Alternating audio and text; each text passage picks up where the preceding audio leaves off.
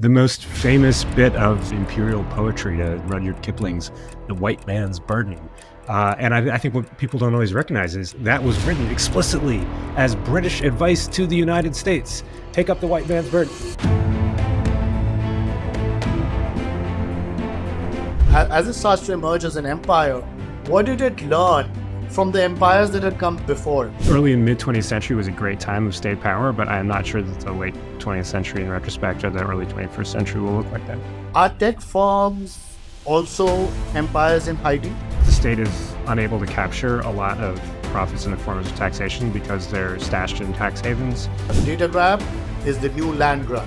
To me, geopolitics also, much like the future of war, is going to be hybrid. It's not going to be just about geography, but it's also not just going to be about technology. It's going to ultimately be a hybrid. Are we really prisoners of geography?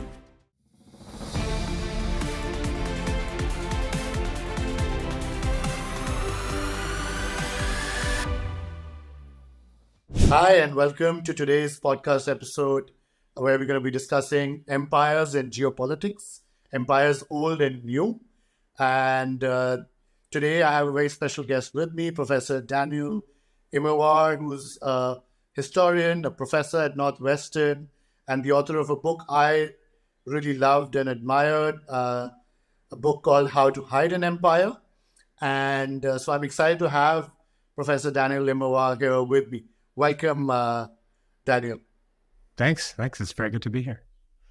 And today, Daniel and I will be speaking about empires, about the US empire, which he's written a lot about, but also other empires in history and empires that we can expect to emerge in the future. We'll also start to build some linkages between his work as a historian and his book, How to Hide an Empire, with the emerging tech empires of today, which was the subject matter of my own book, The Great Tech Game.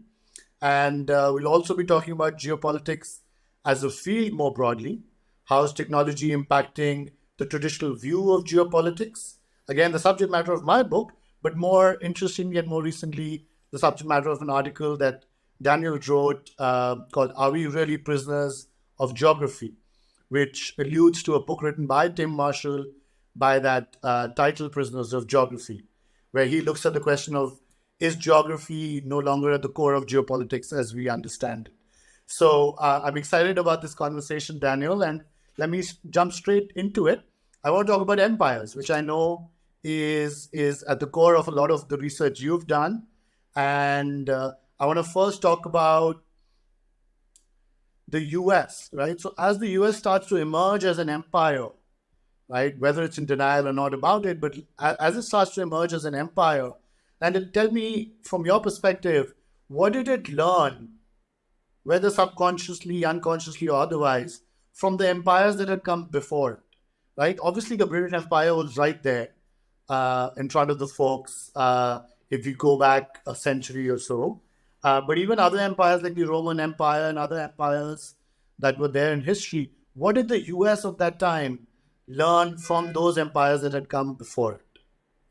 I think it depends when. So the United States starts off, arguably, as an empire. Its title is the United States of America, but from the day when it wins its ratification of its independence from Britain, it's actually not the Union of States. It's the Union of States and territories, which are governed differently, don't have voting rights, et cetera.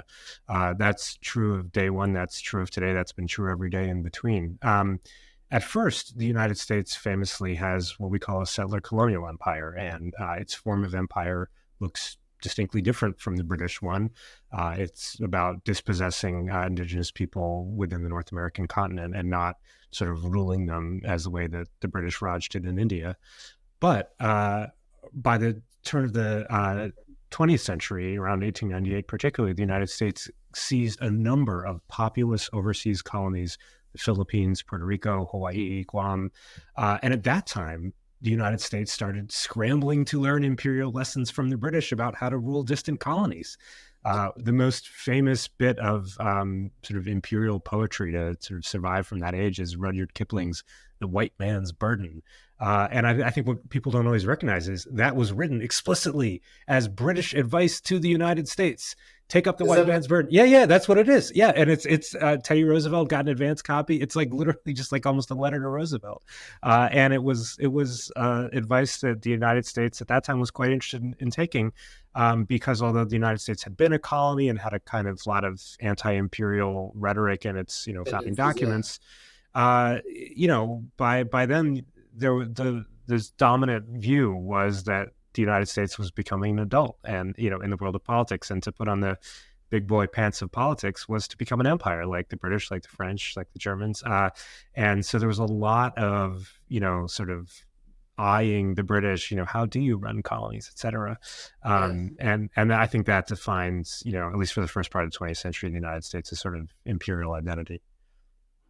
Yeah, and it's obviously, also clear to me that the British also had ways to justify their colonial empire, Yeah, right? For many in the British, and that continues till today, colonialism and colonial empires were not bad or evil, right? They had a mission. And so the question for you is, and I think you've written a little bit about it, as the Americans start to learn from the British Raj about how to run a colonial empire that is possibly global in its scope, what are some of the emerging thoughts around the justifications or the language to be used to justify that expansionist colonial empire tendencies? yeah, and I just want to pause on what you said because it's absolutely correct. From our perspective, empire, like slavery, is just one of those abject past practices, and we can hardly believe that people thought this was okay. Although, side note, there are still colonies in the world. The United States has 5 of them. I mean, it's not over, but we'll get to that. But we just kind of read this stuff from like the 19th century, and we're just like, are you serious? Like, they believe this? But you're absolutely right. I mean, it's not just that empire was a thing that happened. It was that empire was a thing that imperialists were proud of.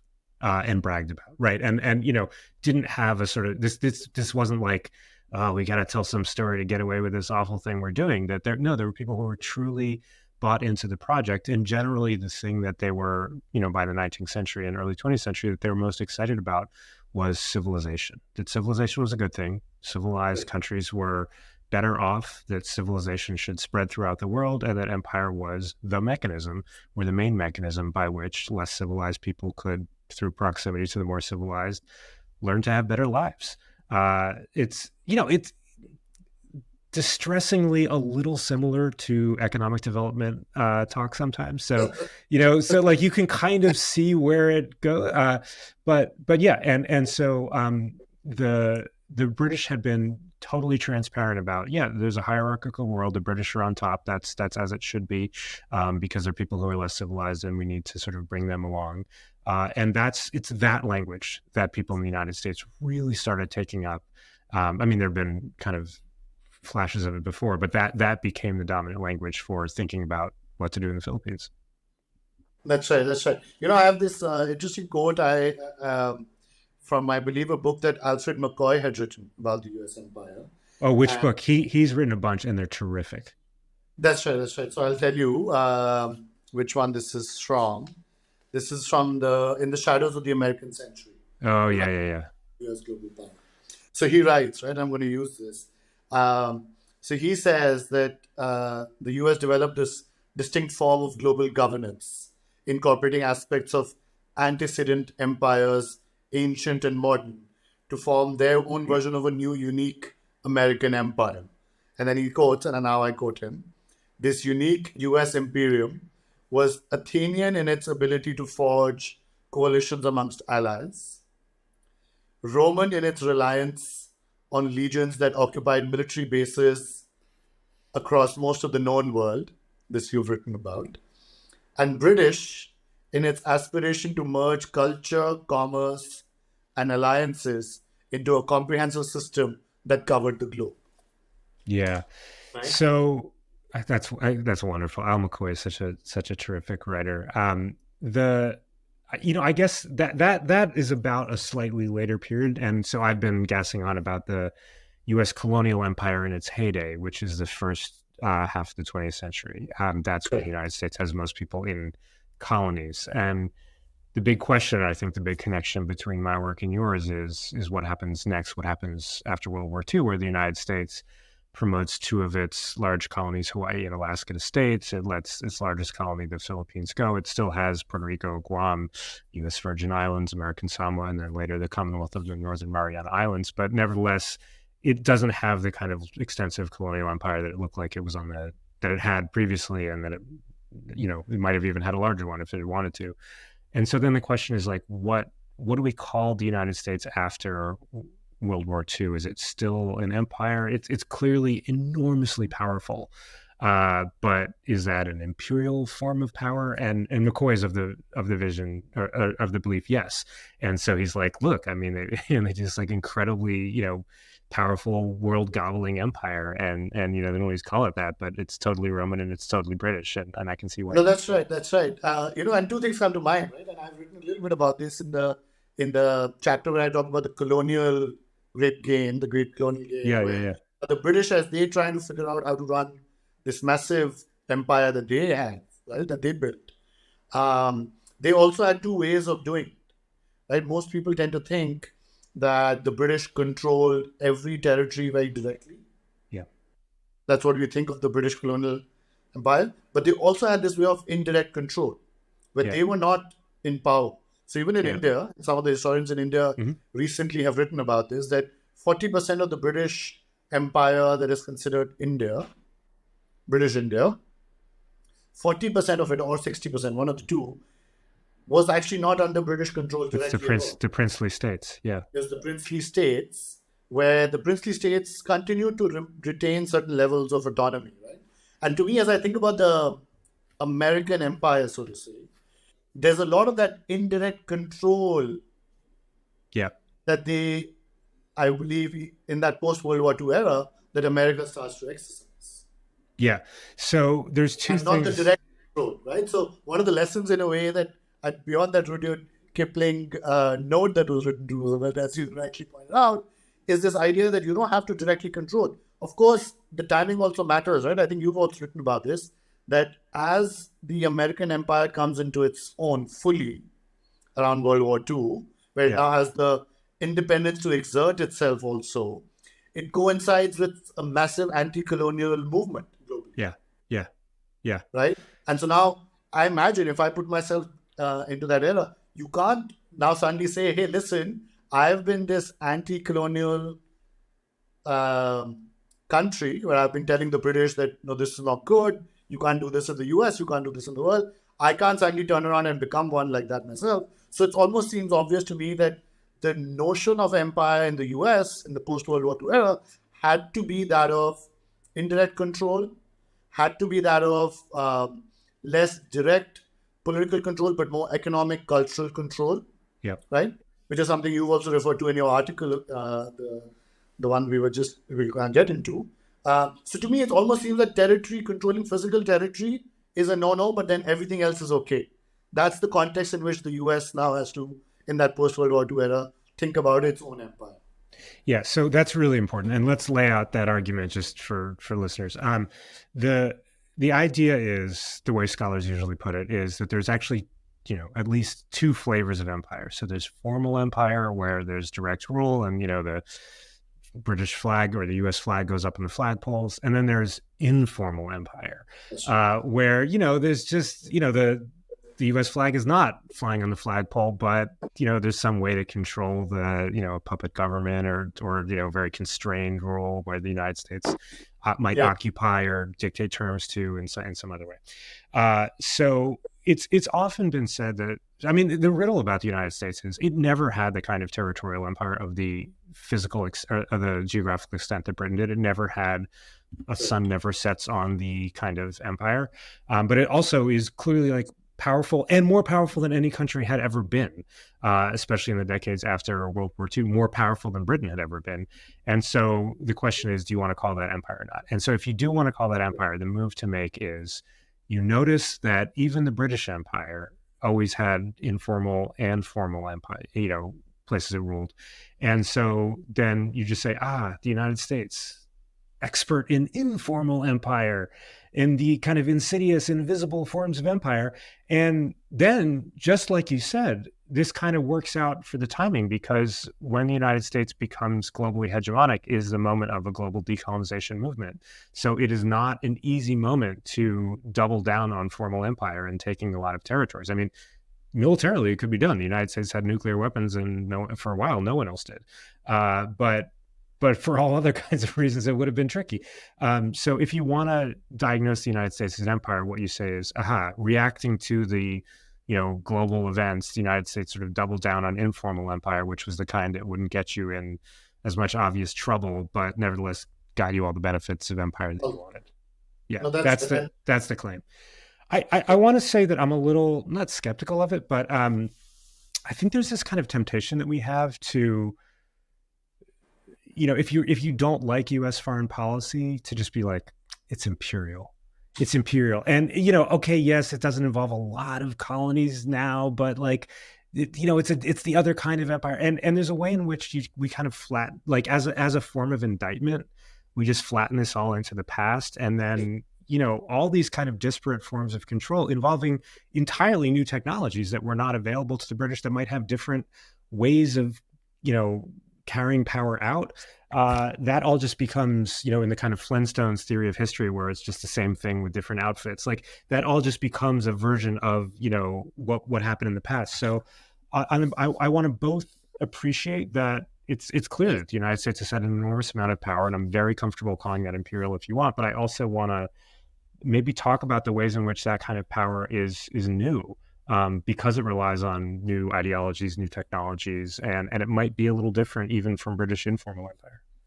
Absolutely, absolutely. I completely agree with you on that. I think it's dangerous sometimes to just make very simplistic analogies with the past and then completely ignore the different context in which modern political or economic contexts need to be taken into account in understanding or explaining the behavior of nations today.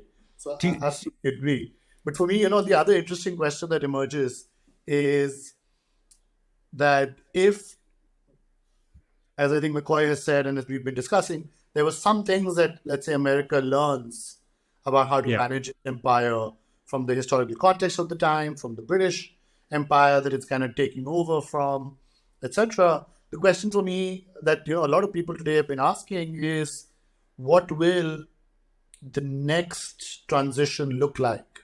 Right? There's obviously talk of China as a possible geopolitical rival. I should even say possible now, as a geopolitical rival. And the question of whether, as the Chinese geopolitical thinkers are thinking about themselves as a global power, what are some of the lessons they will draw? Yeah. Much like the US drew from the British, let's say, or the Romans or the Mongols or anyone else. What are the lessons that an emerging power like China might draw and say, hey, listen, we think that the US got this wrong in the way they thought of themselves as a global power, and let us now think differently. Right? So if I can ask you to now put yourselves in the shoes, and I know it's not necessarily an easy question, but if I was to put you in the shoes of a Chinese historian or a Chinese geopolitical thinker, a combination of the two, what lessons do you draw from the way the US has conducted itself globally over the last, let's say, 70 to 100 years? Okay, so let's get into that, but I want to propose that, it might help to just, for both of us, to talk a little bit about what is the shape of U.S. power in those last 75 years, right? Basically, we're talking about since World War II. Let's start with so I think you and I both have some views about, this is a continuation of empire and of the desire to dominate and the ability to dominate. But I think you and I are both really interested in like how tech changes that and how the conditions of possibility change. I'm happy to go first, but like, I'm curious your sense too of like, what do you think power looks like? Like, what are the main kind of contours of it after 1945?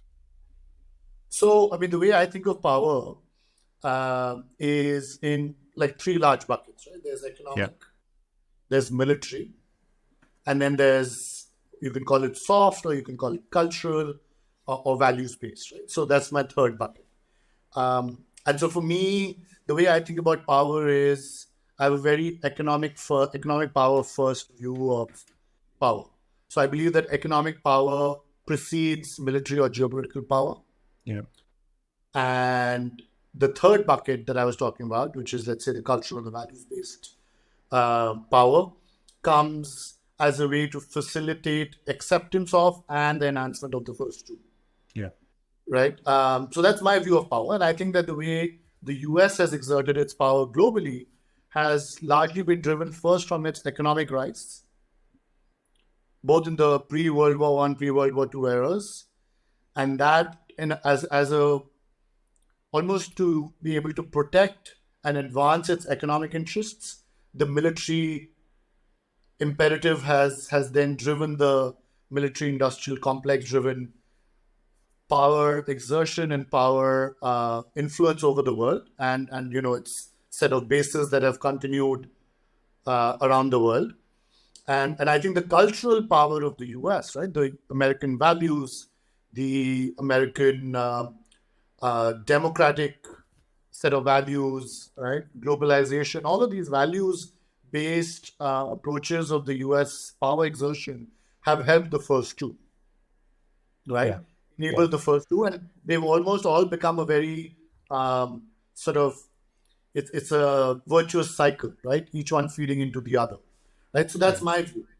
Yeah. I don't know if that So answers no, your I think that's a great way to think about it. And I can say sort of in those three categories what I think has happened. My sense is that the old 19th century, early 20th century world was a world where it was fairly hard to exert economic control without having political control. And the reason that you see this sort of quote unquote great powers like scrambling for empire is, they're worried about getting locked out of resources. They don't trust that markets will stay open. So they have to like lock down colonies to make sure they have secure access to things like rubber. And then they're always like getting in fights with each other about like, wait, God, like, and like just something so trivial. I love this example is secure communication. Right. So like, if you're going to fight, you want to be able to like transmit long distance messages, and you want those messages to be received, and you want no one to be able to interfere with your ability to do it. And you want no one to be able to listen in. Okay. So like, I've written about the Telegraph. Yeah. So at length. Let's do this. Right. Because so, I mean, you might have a different view, but like, in the 19th century, the British get obsessed with what they call the all red line or all red map. Right. So what they need not just a large empire. Right. Of course, everyone wants that. But they need it all to be kind of contiguous so that they can run the goddamn telegraphs through every part without it going through any enemy territory. Without the French or the Russians listening. Yeah, exactly. Because, World War I, what is the first thing that happened? Is everyone snips everyone else's telegraph lines that they have access to. So you think, oh my God, like they have to do all this like incredibly difficult territorial stuff just to be able to send messages, right? Which for now we're like, do they not have cell phones? Like that's like the most trivial thing to imagine for us. So my sense is that what changes in the kind of present, so like the post World War II present, is that the military stuff, the need to militarily like lock down territories, contiguous territories, all that diminishes. I mean, there's not a scramble for colonies among the great powers. There's a decolonization movement, and it's not that militaries aren't hyperactive, and not the U.S. military isn't hyperactive, but the kind of spatial forms it wants is military bases like all over the world, but not contiguous areas. And then the other kinds of Pointillist empire, I think that. Yeah, I call it a pointillist empire rather than a colonial empire, because if you look at where the United States controls on the map, you still see 5 colonies, but you also see like 750 military bases in outside of its states. Yeah. It's really, you just, and it's really easy to just like not think about those bases, but you're like, oh my God, there's so many of them and they're all over the world. So my sense is that the military territorial imperatives for control go down because it becomes, all these technologies make it a lot easier to do cultural transmission and have the kind of economic relations in the absence of like that, just like ham-fisted, like we must like, seize Sardinia kind of, view of how to deal with territory. So I agree with you on the three, and I would just say that what we've seen thus far has been a kind of de-territorialization of power, such that the cultural and the economic transmission and influence, and if you want to call it empire, become easier in the absence of annexation. Yeah, yeah. Which is it is a perfect segue to the other emerging empires that I want to link Yeah, yeah, up to, which is the emerging tech empires. Right? Now, yeah, you've argued, and I think you've already alluded to it, that it was technology that weaned the U.S. off this familiar idea of the formal empire, yeah, right? And how I think you've mentioned this, how the US owns this extraordinary suite of technologies that gave it many of the benefits of empire without having to actually hold colonies. Right? That's yeah, exactly what yeah, we talk yeah, about. You don't need that much territory now to hold, even for the economic benefits that you need, or to culturally influence populations. It's much easier to do that now technologically than it was, let's say, for the British 200 years ago, 250 years yes, ago. Right? So now the question that raises, and and this is not so much a topic of conversation maybe in the US or Europe, but that's partly the reason I wrote the book from a very global perspective was, as you think about countries like India in the great tech game, and this era that, we're seeing this era of technological competition between countries, hyper competition almost, there's this fear, and there are parallels being drawn very quickly. And you mentioned now you've spent time in India, so I'm sure you've seen some of this. There are very quick comparisons that are often made the moment there's a large foreign entity that comes in and becomes powerful in a country like India yeah, or big in India. Immediately there are parallels drawn, not just by politicians and policymakers, but even by citizens and you know regular folks to the East India Company. yeah, The moment data is being not stored in India, right, by the big tech firms, there's parallels being drawn that listen, this is the new land grab. Data grab is the new land grab. So if the yeah, East India Company and the British Empire are all about land grab, now we have what people call the data grab. That people, big tech firms are basically grabbing the data that is owned by the billion plus people of India, and that's not fair. That's extractive. That's a new form of colonialism, data colonialism, digital colonialism. Right? So yeah, now tech firms operating in India have to now deal with this idea and this perception that they are new tech empires, right? And so I want to talk about tech empires in the yeah, same yeah, vein as we've been talking about, the British Empire and the American Empire. And again, I with the caveat that I don't necessarily believe that they are the same kind of empires or the same kind of entities as the East India Company or the British Empire. But just like the US had to adapt its idea of empire, I believe tech firms, being global firms, bigger, stronger, more influential than the East India Company, for example, or the Dutch East Indies Company, have to deal with this idea, at least in countries that have been colonies in the past, of this idea of tech empire. And so I want to ask you this. Are tech firms also empires in hiding? And yes. as Oh, they sorry, think Karen. about their global influence, what are they going to learn from how the US has managed its global influence? Yeah.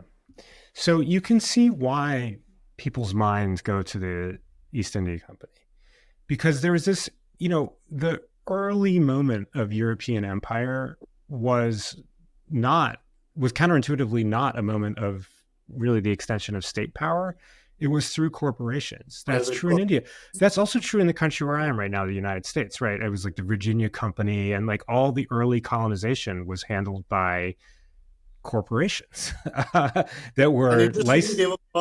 they were called, venture capitalists, and Yeah, someone in the venture capitalist world. Like, and as I'm reading about this history, right, I was like amazed by the parallels between venture capitalists today and sweat equity given to entrepreneurs, and the way equity and sweat equity is given to these adventurers who are going off and yeah, uh, capturing new lands and capturing new markets and territory. Right, crazy yeah, parallel. yeah, yeah, yeah, yeah. But So keep going.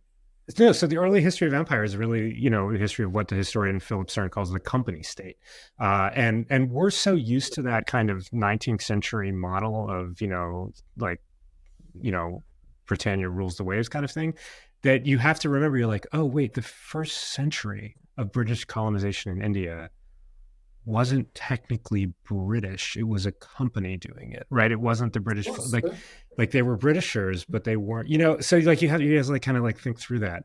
And I think it's really easy to just be like, whatever, they're just British, doesn't matter. But actually there was an enormous amount of tension between the corporations and the crown around all these issues. So I don't think it's like straightforwardly just, well, they're just British. Either they're flying the flag or they're not. And we're in an interesting moment where, in terms of, like land grabs, the great powers are not doing that through their government. Like that is not happening. However, we are also living in an age of all kinds of land grabs through special economic zones and all that kind of thing, including in India, that are happening through corporations that are like sort of have the like license of the Indian state, but not necessarily. It's not necessarily like the popularity of the program throughout the whole populace. So I think it's a good moment to both like reflect on the decline of state centrality in sort of projects of control, and then also to like go back to those earlier moments when the state was relatively weak. I mean, I think we're basically looking at, if you want to tell the history of empire and the state, you start off with weak state, strong corporations, you get to strong state, and then you arrive again at where we are, which is relatively weaker states and stronger corporations, or states that act through corporations, with always the danger that the corporations will distort the mission of the state. Yeah, yeah. No, so in my book, right, that's very similar to how you're thinking about it. I call it the tug of war between Yeah. states and corporations, right? So you saw that, as you rightly said, between the Crown and the East India Company. And then today you're seeing it between governments and big tech firms around the world. Yeah. There's a tug of war, Yeah. right? And you can look at it in the US, it's happening with the whole antitrust sort of attempts and the attempt to regulate the big tech firms. You look at it in China, the Chinese context, the Chinese government has come down very strongly on some of the large tech firms there. You look at it in the UK, India, Australia, Russia, everywhere around the world, there's this tug of war going on between big tech firms and the governments, right? And one of the conclusions I make in that chapter, and I want to ask your view on it, is as I thought about, and now we are sort of veering away from empires in a way, but still related. The question that many people today ask is, are big tech firms stronger than governments? Yeah. Right. And I'm considering that question in this chapter. And as I'm looking at it and I'm trying to study it from a historical context, I'm looking at how this East India Company and the Crown battle plays out. I'm looking at, big telecom in the US, big oil in the US, and now big tech firms in the US. I'm looking at similar examples from around the world. And I noticed one very simple thing, and that's the conclusion I draw in that particular chapter, is that the government or the state always wins in the end. Oh, yeah. I don't know if that's going to be the future. I mean, so I want to ask you this, right? So a lot of people keep questioning me on this, right? That, big tech firms, whether it's foreign big tech firms or Indian big tech firms, are somehow going to become more powerful and more influential than the state. Then this whole idea of Web3, cryptocurrency, etc., where people start to say, big tech firms are going to start to take up even the sovereign functions of states and governments as we know it today. And I only have one simple thing to say, that history suggests that there's a tug of war, that corporations often and successfully exert influence on governments through various both formal and informal means, as happened in the East India Company example also, right? There's many members of parliament who are shareholders in East India Company, and there's all sorts of entanglements. But eventually, when push comes to shove, governments or nation states have always emerged victorious. Thoughts? I'm a little skeptical of that view. I mean, maybe this has to do with the fact that I'm in the United States, a place where our corporations are famously flourishing and our state is in a shambles, and those two things are not entirely unrelated. I mean, what we've seen is, I don't think it's obvious that the powers of the sovereign are going to be the dominant or the most relevant ones. I think that really turns out to be a historical question. And, my reading of various tea leaves now is, I mean, what I feel like I'm seeing in the United States is a hollowing out of the state itself. So it's not just that, all the tech bros are trying to sort of take over the currency function of the government. It's that, we used to send people to the moon with NASA. Now we're sending to them, now all the space programs are privatized. A lot of, the state is unable to capture a lot of profits in the forms of taxation because they're stashed in tax havens.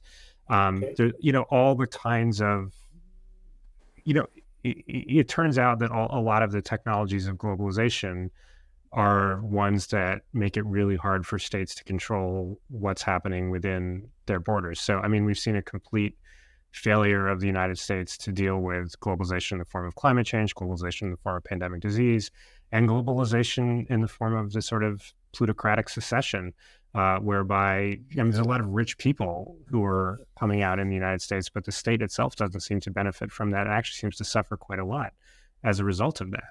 So, I'm just not sure that the state always bats last. Like, I think that has happened in the past. Like early and mid 20th century was a great time of state power, but I'm not sure that the late 20th century in retrospect or the early 21st century will look like that. Yeah, in a way it bats last, but its batting pitch is getting smaller and smaller. Yeah, the era of just the pace that the private sector. So if you look at the East India Company, it's looking at trade. Yeah. But as its main function to begin with. But once it becomes clear that to protect its trading rights, it will need military might in India to fight off the local kings and, princes that are now fighting back. It needs military heft. That military heft then leads to wars. And then eventually you have this merging of the crown and the East India Company, right? So the question back to you is, now, you're right. I agree with you that the private sector, the corporations are taking up more and more of the space that the states or governments have traditionally occupied, right? Space being a good example, security being another good example, right? If you look at the Russia-Ukraine crisis, you see a lot of the security. These like private armies, yeah. There are private armies, right? It feels like it's the 18th century again. Yeah. That's right. I've written a lot about it. Like, a lot of people say, oh, tech firms. Oh, by the way, no, they don't have any armies. And then, no, actually now tech firms tend to have very influential and useful cyber, right? As we've seen in the Russia-Ukraine crisis also, many of the big tech firms come to the cyber defense of Ukraine, right? So when people say, oh, these big tech firms don't have armies, I say, no, actually, they do. In fact, they do have cyber security teams that are very strong, very useful, and powerful, right? And so the question becomes, is it that the functions of the state are just going to get smaller and smaller, fewer and fewer, and that's the balance we'll get to between big tech firms and governments? Or, the other sort of counter narrative is that these big tech firms are not democratic in nature. Yeah. They're not responsible. They're not accountable, right? But democratically elected states or governments are. And so we don't necessarily want a situation where non-democratically elected big tech firms are now overseeing many, many of the state functions, sovereign functions, and we end up in seemingly democratic states where 90% or X number is actually the functions are not being done by the governments, right? And that leads to, and I talk about this in the book, a holy nexus, unholy nexus possibly, between big tech firms and governments, where suddenly they together can actually maintain this pretense of a democratically elected government, but the citizens and society really starts to suffer, both in terms of privacy rights, but also other democratic rights. So the one thing I'd add to that, that fearful scenario is that it's not just that there is a, realm of control that governments have, and then a realm of control that private actors have, and then the government control realm is dwindling and the private realm is enlarging. It's that I mean, because the way you put it, you're like, well, we should be worried about this because states are, at least some states are democratically elected, and all states have a kind of responsibility to a public uh, Accountability. for their legitimacy, and the private corporations really just have much less of that. But I would also say that the more that states cede control and cannot control, various phenomena within their borders or sort of outside the borders, the harder it is for the states to maintain democratic or a pretense of democracy or responsibility, right? So that kind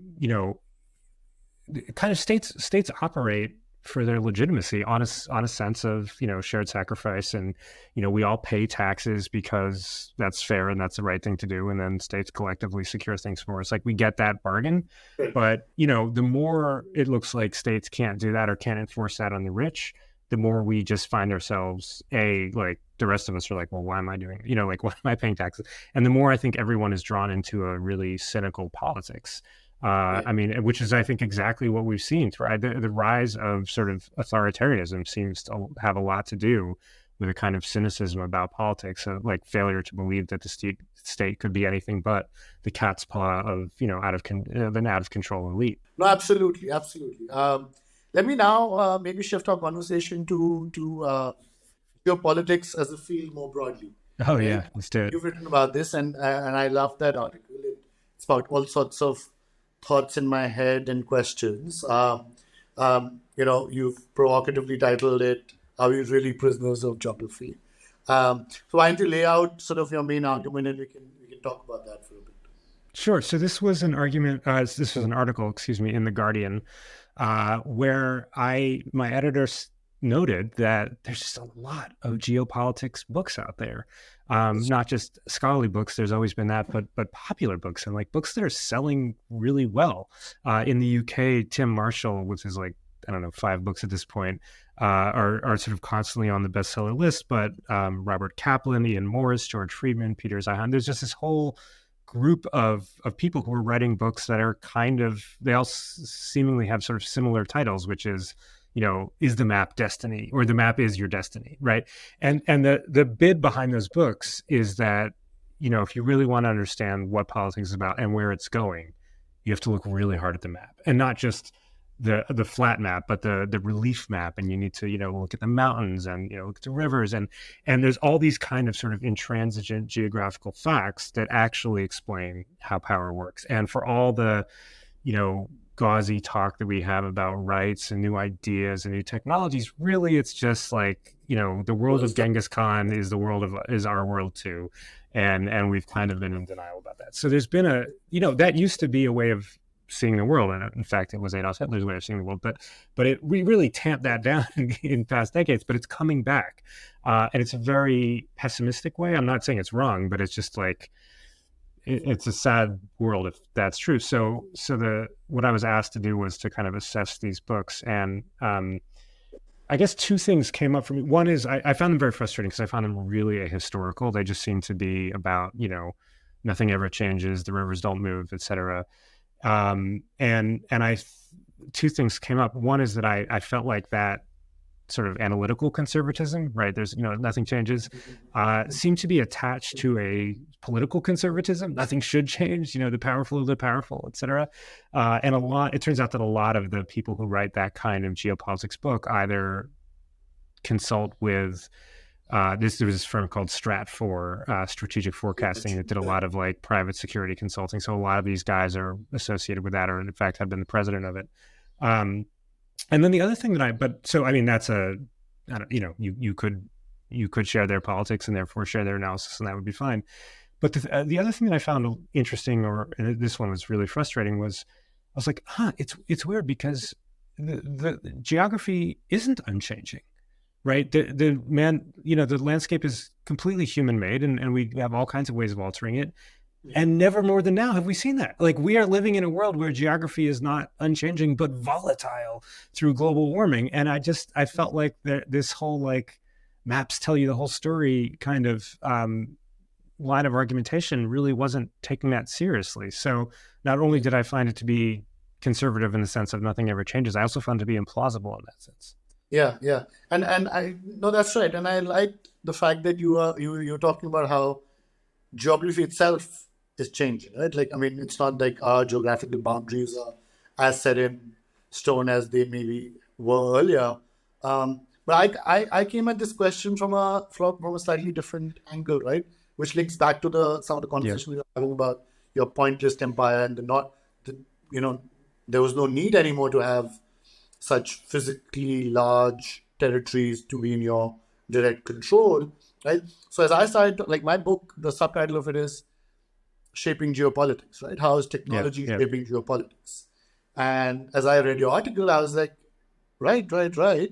And then I said, actually, and much like you've also written, how technology takes away the need for the US to be an empire the same way as the A UK colonial was. My empire. Yeah. argument was, in my book, as I thought about, is technology really shaping geopolitics? Is it just another layer on top, or is Yeah. it completely replacing geography as being at the core of international relations and the world order? The conclusion I drew ultimately was that actually technology has become a massive layer on top. In addition to the geography, it's not that geography is becoming insignificant. Yeah. Clearly, geography is significant, and it's not going away, but it's also not necessarily the most dominant determinant Yes. of the actions of states, right? So if you look at the Russia-Ukraine crisis, I mean, people, I think, and that's why these books have also been popular Yes. in recent months, is that no, people are using those moves by Russia to say that, listen, geography, the revenge of geography, Yeah. as Yeah. Yeah. Bob Kaplan has said. And I look back and, at the time when, interestingly, my book came out, released the day Russia Oh. invaded Ukraine, right? Oh. So the first conversation I had was, listen, I've written about the future of war, etc. So the person who was interviewing me for my book said, listen, like you've said, the future of war is this, the tech, blah blah blah. But look at Ukraine, Yeah. look at the Yeah. tanks, look at the troops. Yeah. And I Yeah. Yeah. said, listen, wait, just see how this pans out. And if you now look at that Russia-Ukraine crisis, it's clear that tech plays a big role, as we were discussing, in the cyber defense, tech firms. There's conversations about Russia being excluded from the SWIFT platform, the banking platform, etc. So as I see, geopolitics is no longer just about geography. Yeah. Even if it's the troops on the ground, there's also cyber war. The future of war, ultimately, what I conclude was hybrid. So to me, geopolitics also, much like the future of war, is going to be hybrid. It's not going to be just about geography, but it's also not just going to be about technology. It's going to ultimately be a hybrid. Yeah. So let's no, and that seems inarguably true. Let's just lay out I think the two wars that changed people's minds. The first was what we call in the United States the Gulf War, which is in 1990 when the United States went to war against Saddam Hussein over the invasion of Kuwait. And that war was a really good war for the tech analysis because, from Saddam Hussein's perspective, he had amassed shockingly, I think, if I think I'm right, the world's fourth largest army. Like it just, I guess people weren't investing in armies then, and he was. So, he just like had all these tanks and all this kind of stuff. And then he had it might not be obvious why this would be important, but he had a huge desert as part of it was an impassable desert. He was like, okay, so I'm protected by the desert and no one will be able to cross that because it's too hard to navigate. Everyone gets lost. And then I've got all these tanks. So it really felt like a kind of, Hitler invades Poland sort of moment. And it looked like it was going to be a tank war, as Saddam Hussein puts it, the mother of all battles. And the United States, amassed its forces in Saudi Arabia and then fought a totally different war. Right. Basically fought a very quick air war, after which, like hours after, it was essentially clear who was away. It was basically over. And then there was a sort of mopping up operation where, after 100 days, the United States just gave up because they're like, there's no point anymore. Like we just won. So like, just like, we're just like, all right, we're going to stop doing this. We'll stop calling it a war because it's like, but so much of that had to do with new GPS technologies, precision airstrikes. And it turned out that all of that sort of geographical reading of the qualities of the surface, where the desert is, where the tanks are amassed, just didn't matter. if you just could fly, had GPS guided flights or GPS guided sort of armor charges, and then you also could do precision airstrikes. So that was a moment when everyone just thought, oh God, okay, maps don't matter anymore. Like it's all a flat grid, and it's just Google Maps will win it. But then the Ukraine invasion, that really did look like Hitler invades Poland. And in fact, it was over the same area that has been so important to European geopolitics for so long, which is this sort of corridor of flatlands that that Ukraine and Poland are part of, that connects Russia to Europe. And if you are a reader of maps who's nervous about Russian security, that's the area you will be most concerned about and most eager to control. Yeah, you have to control it. Yeah, exactly. So that looked like a great moment for Tim Marshall. And in fact, in Tim Marshall's books, he said, "Look, man, if I were Putin, this is what I would do." Not that I approve of it, but and I think you and I are both sort of tech changes everything in kinds of people, or at least we lean in that direction. So that war has taken some explaining, because it really did look like, God, nothing ever changes, does it? Like we're just locked into it's still Genghis Khan. That's what that war felt like, at least at the start. It's interesting. I've spoken to some military folks about this, and it's very interesting through these two moments in time, right? So, and you say in the Gulf War, Saddam is expecting something, but the war is something completely different. Right? Yeah. In Russia, Ukraine, a lot of people had been talking that Russia would use its cyber prowess. Oh yeah. War. But no, just tanks. Right? So some military folks have actually told this to me, that actually don't try and draw very macro conclusions from this. It's actually the element of surprise as a military tactical move. You're expecting a certain kind of war. The other person just gives you a totally different war. We're not expecting tanks in Ukraine. That's what Russia gives you. So that case, Saddam is expecting tanks. The US doesn't give him tanks. Right? Yeah. So let's then layer in the other part of this, which is it's not just about military tactics. That part of the argument, part of what feels so geopolitically, or not, just feels so significant, possibly world historically significant about the Ukraine invasion, is that it seems to come on top of a re-territorialization of politics, right? There was a kind of dream in the 90s and the 2000s that, basically the world was flat. We were creating all these kinds of trade pacts. International trade was humming, and it just seemed like the world was kind of a united space in that way. And in fact, it would be insane to go to war, because you'd lock yourself out of this humming trade network. And there was no point in going to war either, because if you wanted resources, you would just trade for them. You didn't have to invade for them, because, the whole world was one market. So if you wanted things, you just join the market. And that was a really kind of optimistic moment for people who were counting on peace, because it's not that there wasn't any violence, but it just, you could tell yourself that all the violence was sort of part of a grand mopping up operation. It was just little, blips and wrinkles in it. But the real story was we were entering a kind of liberal world order, and we're finally achieving a liberal world order. And, everything that Putin has done has just seemed to push in the opposite direction, right? Sort of detaching Russia from sort of the global liberal trade network, insisting that, or building up the Russian food production to the point of self-sufficiency, invading Ukraine, which will absolutely help with that, being able to deny other people's food supplies. So the point is now they have to play along with Russia. I mean, it feels like it's not just the military tactics of World War II. It also feels like the economic politics of the 1930s leading up to World War II. Was sort of the carving up the world into economic blocks.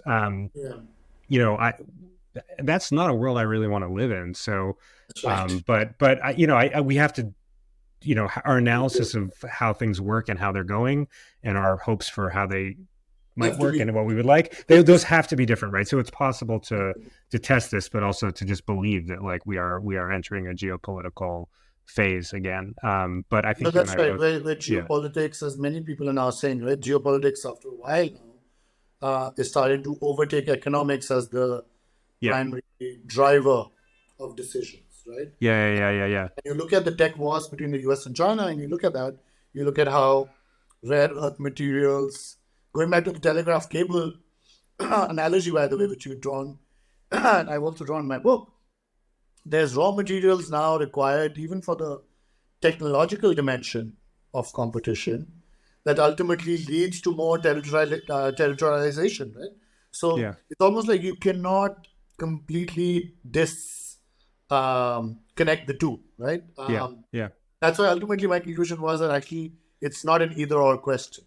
Yeah. Territory And geography remains important because even if tomorrow my wars are going to be over artificial intelligence, I need chips. For chips, I need certain rare earth materials. Those rare earth materials are coming from territory, and so whichever countries end up owning those or sitting on those reserves become as important as the countries that were sitting on oil over the last few decades. yeah, I think the hope is that if we really do have a world market, then even stuff that people really need that's strategically important, you can source through the market. That's at least the hope, because that's what prevents countries from invading each other, is the security that they can get what they need through market purchasing, right? And they don't have to invade to get it. But you're right, the rare earth materials make that hard, and oil has always been tricky in this regard, right? Even at a time when people were no longer going to war for rubber, when they were no longer going to war for any list of colonial commodities that were grown in the tropics and that rich countries needed, those used to be the constant source of wars. And even after a lot of that damn town, oil seemed to be the one thing that would lead people to war. That's right. That's right. No, that's right. And it's I think the other interesting piece on this is that sometimes it's a bit of a self-fulfilling prophecy, right? Now you refer to markets as the solution, but that's assuming that economics is the main driver. But as we were just discussing, I think right now we're living through a time, partly because of the Russia crisis, but also because of the US-China geopolitical competition, which, from the perspective of the rest of the world, is threatening to devolve into another Cold War type splitting of the world, right? Yeah. Which then makes your supply chains, every country today, every tech firm today is trying to think about it in terms of reliability of supply chains. Yeah. That's code basically for saying, I've got to be aligned one way or the other, and my supply chain has to be secure in that. And then that's a moment when state starts to matter, because ultimately, and the moment people start thinking this, everyone's thinking like this. Yeah. It's a self-fulfilling prophecy. We are seeing such a decoupling is probably the extreme version of that between the US and China, but we're starting to see that, right? And many of the other countries in the world are just recipients of the strategies or the policies being adopted by the US and China today. Yeah. There's one book that I've read that kind of just throws me for a loop and makes me feel sort of hopeful, or more hopeful about this. It's a book that came out, I think, 2 years ago by Robert Vitalis, called Oilcraft, which is a sort of funny title. But what it argues is that, even in the moments of sort of most post-World War II imperial grabbiness, the oil wars, that actually a lot of these were unnecessary and were kind of born of a false ideology. That, for all the talk about oh my God, how are we going to lock down our oil supply? We have to be friends with Saudi Arabia, and we have to oppose Saddam Hussein, that came from the United States, and I think that a lot of people followed the cues of. Vitalis is oil has always been a world commodity. Oil has always been tradable in the market at the market price. No amount of invasion or sanctions or, alliances has changed that. The United States has cozied up to Saudi Arabia for decades. For what? For the right to buy oil at the normal price. And what does Saudi Arabia want to do with the oil? Sell it. So all this sort of geopolitics about who's your friend, who's your foe, who you're giving arms deals to, he's like all of it has just been born out of a kind of weird racist fear about what happens when brown people have oil supplies, but it doesn't actually affect anything. The price has been the price, no matter who's your friend and who's your enemy. So, like, what was Saddam Hussein trying to do when he invaded Kuwait and threatened to invade Saudi Arabia? Have oil. Why? So he could sell it. If you were worried about being able to buy oil, that was not going to be the problem. And so, he said, he's kind of invoking the word witchcraft, and he's like, all of this is kind of oilcraft. It's just this weird, like, superstition thing that we have. But ultimately, I mean, it's this weirdly hopeful message, and oddly from a leftist, but that, a lot of these imperial politics are born of paranoia, and often racist fueled paranoia, but are actually not borne out by like a sober reading of how things work. That's right. No, and I think I tend to agree with that. Like my own sense is that this is a phase, and hopefully a short one, where geopolitics seems to be trumping economics. But ultimately, as we were talking about in the context of power, my own belief is that and I think that's what you're saying, and that's what this book is seemingly saying, is that ultimately economics will trump geopolitics also. But I think this is a phase where geopolitics in people's minds seems to be, many policymakers, for better or for worse, is trying to trump economic criteria. But I think that eventually economic criteria will make a return as the more dominant. Possibly. Weirdly, if you believe in the power of global capitalism, either because you are a fan of it or a critic of it, this should lead you to see all these wars as ultimately epiphenomenal, because capitalism, not military imperatives, will resolve them. No, that's right. No, absolutely fascinating.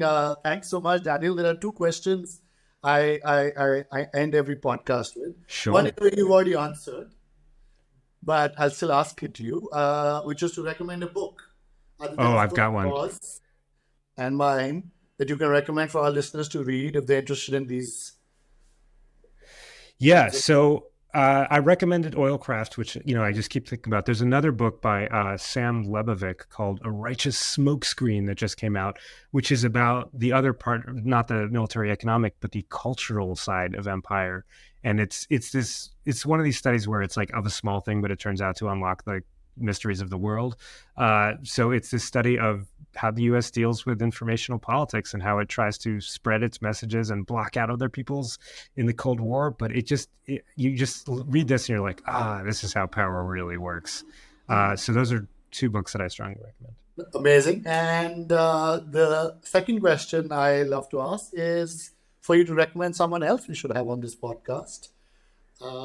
Which might be the authors of these books, but yeah. I would recommend these authors of these books, and then there's someone that I recommended to you in an email who is was a graduate student, wrote an absolutely brilliant dissertation on the great tech game, and had this counterintuitive story about how the United States in the early 20th century basically wasn't playing the tech game. It had a lot of technology, but it wasn't state technology, it wasn't militarily relevant, it wasn't particularly helpful in wars, and how the United States during World War II got dragged kicking and screaming into the great tech game. So the person is Michael Falcone, and the dissertation was called The Rocket's Red Glare. Yeah. And thank you for sharing that with me earlier. I'm going through it currently, actually, and I'm finding it fascinating. As one of the conclusions of my book, the reason I found that his dissertation so interesting also is, one of the main conclusions in my book is that if countries want to compete in the great tech game, one of the key learnings you can draw from history, specifically from the US example, but also from the examples of countries like Korea, Israel, you can go on, is that you've got to get your R&D right? So if trade was the key capability at a certain time, it didn't require that much R&D, it did, but today in the great tech game, one of the key capabilities to build new technology is R&D. That's the starting point. Yeah. So you've got to become really good at R&D. You've got to spend, but also become very good and efficient at R&D, and the private and the public, and all sorts of sectors need to come together, right? And so the moment I started reading his dissertation, I found it fascinating. For me, actually, I was under the assumption, which he challenges in his dissertation, that come World War II, by that time, the US has a great, well-functioning R&D machine. No, not at all. And that they believe that that's the source of their technological and overall economic powers. And his dissertation seems to completely challenge that assumption I had. Well, what it argues is something that fits in so well with your arguments, which is that it's not obvious that R&D and the tech that emerges from it would be the measure of greatness. And he said, look, it's not that the United States wasn't interested in being a great country. It's just that wasn't what anyone thought you did to be a great country. There are all kinds of other things, large populations, bustling economy, great art, like great philosophy. Like there's all kinds of ways that you might make a bid for civilizational whatever, and the idea that it was going to be R&D was so far into the minds of people in the United States. I just love this fact that at the start of World War II, Albert Einstein writes a letter to FDR and says, the Germans are developing nuclear weapons. You have to get to them first. And FDR says, okay, we're going to do it. And he appropriates money to do it. $1,000. These guys are so backward in this. Like, there's just like no way. I mean, it basically takes Great Britain to like shake the United States and be like, God damn, like, here's how you research a nuclear program. That's what. Anyway, I'm gassing out. It's a great piece of research. Yeah. I won't spoil all of it for you. So that's a great recommendation. I think great books recommendation. I had a great podcast guest recommendation. So thank you for that. This has been absolutely a joy for me as well. Yeah. I really enjoyed it. We've exceeded the time. I thought we'll try and limit this too, because everyone tells me podcast should be a certain length and all of that. But I tend to believe as long as the conversation's good and fun and insightful, it should keep going. So thank you so much for taking time, and look forward to staying in touch. And of course, as you mentioned before, if travels bring you back to India again, and you want to brush up on your Hindi, we'll do our next conversation in Hindi. Oh, fantastic. A threat. Thank you so much. It's been a pleasure being on. Thank you. Take care.